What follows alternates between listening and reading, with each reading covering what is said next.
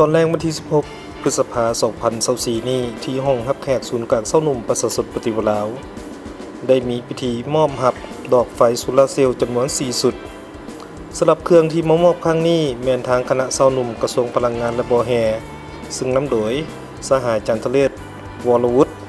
เลขาคณะบริหารงานเศร้าหนุ่มกระทรวงพลังงานและบ่อแห่พร้อมด้วยคณะเข้าร่วมในพิธีโดยมีสหายท้องแก่นภูมิพันธ์รองเลขาคณะบริหารงานศูนย์กลางเศร้าหนุ่มประชาชนปฏิบัติลาวมีสหายนางแก้วอุดรแสงมณีวงศ์หัวหน้าโครงการศูนย์กลางเศร้าหนุ่มประชาชนปฏิบัติลาวพร้อมด้วยสหายห้องหัวหน้าโครงการและหัวหน้าแผนกจากโครงการมอบรับดอกไฟโซลาร์เซลล์ครั้งนี้แม้นจะได้นำใส่ติดตั้งภายในศูนย์กลางเศร้าหนุ่มให้มีความสว่างยิ่งขึ้นกว่าเก่ารวมมูลค่าแม่น34 ล้านปลายกว่ากีบ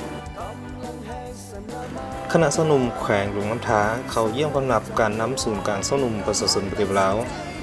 เศร้าของวันที่ 17 พฤษภาคม 2024 นี้สหายมนไซลาวมัวส่งกรรมการสำรองศูนย์กลางพรรคเลขาคณะบริหารงานศูนย์กลางเศร้าหนุ่มประชาชนปฏิบัติลาวพร้อมด้วยสหายนางแก้วอุดรแสงมณีวงศ์หัวหน้าโครงการศูนย์กลางเศร้าหนุ่มพร้อมด้วยหัวหน้าแผนกและห้องแผนกจากโครงการศูนย์กลางเศร้าหนุ่มประชาชนปฏิบัติลาว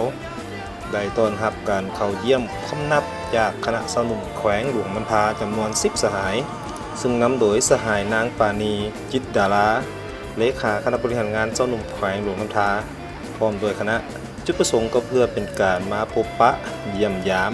และการไปทัศนศึกษาเวียกงานของเศร้าหนุ่มอยู่ในศูนย์กลางเศร้าหนุ่มประชาชนปฏิบัติลาวในการเฮ็ดหน้าที่เวียกงานต่างๆของแต่ละกลุ่มที่ขึ้นกับศูนย์กลางเศร้าหนุ่มประชาชนปฏิบัติลาวเพื่อจะนำเอาข้อมูลดังกล่าวไปพันขยายในหน้าเวียกของคณะเศร้าหนุ่มก็คือแขวงหลวงน้ำท้าโอกาสนี้สหายมนไซลาวมัวส่งก็ได้แสดงความดีอกดีใจ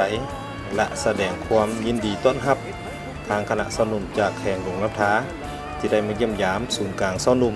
พร้อมกับการทัศนะเอาแผนเวียกงานต่างๆที่ขึ้นกับศูนย์กลางเศร้าหนุ่มไปพันขยายในเวียกงานของเศร้าหนุ่มแขวงให้ออกดอกออกผลเป็นเทื่อละก้าวพร้อมนี้สหายมนไซลาวมัวส่งก็ยังได้เน้นนักให้คณะเศร้าหนุ่มแขวงหลวงน้ำท้าต้องได้สุ่มใส่ในหน้าเวียกที่สำคัญต่างๆของเศร้าหนุ่มเป็นต้นแมนการสุ่มใส่เวียกงานการโฆษณาศึกษาอบรมการเมืองแนวคิดให้กับเศร้าหนุ่ม 2. สุ่มใส่การเฮ็ดเวียกงานของเศร้าหนุ่มในแต่ละขั้นโดยเฉพาะก็แม่นกงจักเวียกงานของเศร้าหนุ่มของตัวเองให้เข้มแข็ง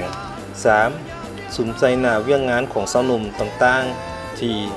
ต้องครอบกันสู่ชนในตัวหน้า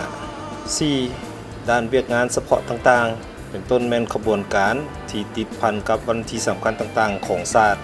และ 5. เวียกงานการปกป้องสิทธิและหน้าที่บทบาทของเศร้าหนุ่มและเยาวชนการมาของคณะเศร้าหนุ่มแขวงหลวงน้ำทาครั้งนี้แม้นจะใช้ระยะเวลาแต่วันที่ 16 ถึงวันที่ 18 พฤษภาคม 2024 นี้